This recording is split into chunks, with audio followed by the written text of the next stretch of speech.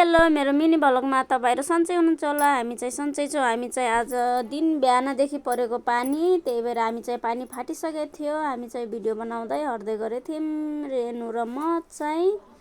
त्यसपछि चाहिँ हाम्रो गाउँतिर चाहिँ ठुलो पानी आएको थियो नि। आज चाहिँ पानी चाहिँ कहाँ आएको थियो भनेपछि डुरा गाउँपालिका 5 शिवराजपुरमा। तपाईहरुको उतातिर कतिको हामी चाहिँ पानी हर्दै गरेको। यसो पानी स्विमिङ खेल्न आउनुहुन्छ भने आउनुस्। हामी चाहिँ स्विमिङ खेल्न आउँदैन, त्यही पनि हामी चाहिँ हल्का फुल्का खेल्दै हर्दै गर्यौं। अनि हामी चाहिँ घरदेखि हल्का अगाडि पानी कति छ भन्दै नाप्दै हर्दै गर्दै थियौं। रेनुको माछाराई पछाडि नाप्दै हर्दै गर्दै थिए। त्यसपछि हामी चाहिँ अगाडितिर लाग्यौं। यहाँ चाहिँ यो चाहिँ पारासुरको घर। यहाँ चाहिँ अगाडि पछाडि जासुनी थियो। अनि यहाँ चाहिँ दिदीको घर नेपालगञ्ज। खेत रोप्ने भनेर आउनुभयो, त्यो चाहिँ खेत रोप्न पाउनु भएन, पानी चाहिँ धेरै भएर। त्यही भएर बाटोमा हर्दै डुल्दै गर्न लाग्नुभएको थियो। त्यसपछि म चाहिँ अगाडितिर लागे। यो घर चाहिँ कसको हो त्यो मलाई चाहिँ थाहा छैन। यो घर चाहिँ कसको हो भन्नु होला, मलाई चाहिँ थाहा छैन। म चाहिँ अगाडितिर लाग्दै थिएँ। यो पनि खै मैले चाहिँ चिनेको चाहिँ छैन। म चाहिँ अगाडितिर लागे, रेनुको माछारालाई चाहिँ पछाडि छोडेर। हाम्रो गाउँको केटीहरु चाहिँ पानी खेल्दै हर्दै गरिरहेको थिए। यहाँ चाहिँ जेठा मामाको घर।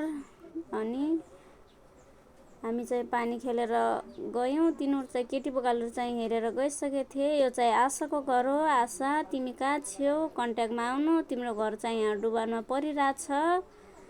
अनि कहाँ छौ है भनिदिनु।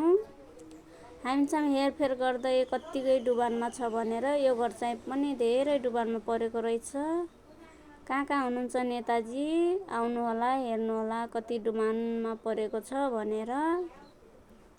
अनि हाम्रो गाउँ चाहिँ यस्तै हो। पानी भनेपछि भत्तकै मर्नुभन्दा मर्छन्। त्यही भएर पानी भन्दा हैरान भएको थिए। त्यही भएर पानी चाहिँ आयो।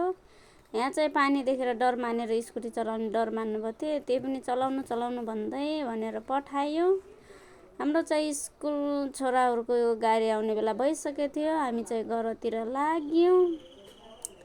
त्यसपछि चाहिँ मेरो छोरा र रेनुका माछारा चाहिँ पानी खेलेर अगाएका थिएनन्। त्यही भएर पानी खेल्दै हर्दै गरेको थिए। अनि मेरो छोरालाई चाहिँ मामा गएर बस भनेको नमानेर पानी खेल्न पत्ता पनि अगाडिसम्म आथ्यो। मैले चाहिँ यहाँदेखि लगेर गए समातेर। अनि पछाडि चाहिँ ट्र्याक्टर र अनि एउटा अटो चाहिँ यही पानीमा हिँडेर बिग्रेको थियो। अटो बनाउँदै हुनुहुन्थ्यो।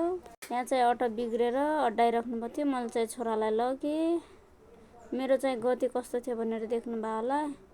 यहाँ चाहिँ विनोद दाइको ट्र्याक्टर ड्राइभर हुनुहुन्थ्यो। रेनुको छोरालाई खिचाउँदै हर्न बजाउँदै गर्दै थिए। त्यसपछि चाहिँ यिनी पनि गए। रेनुको छोरा चाहिँ डरले चाहिँ जतातता पानी उतै दौड्ने गर्थ्यो। मैले चाहिँ तानेर ल्याएँ। अझै पानी खेल्छु भनेर बस्न लाग्थ्यो। मैले चाहिँ जबरजस्ती तानेर ल्याएँ। मेरो भिडियो कस्तो लाग्छ लाइक कमेन्ट गरिदिनु होला।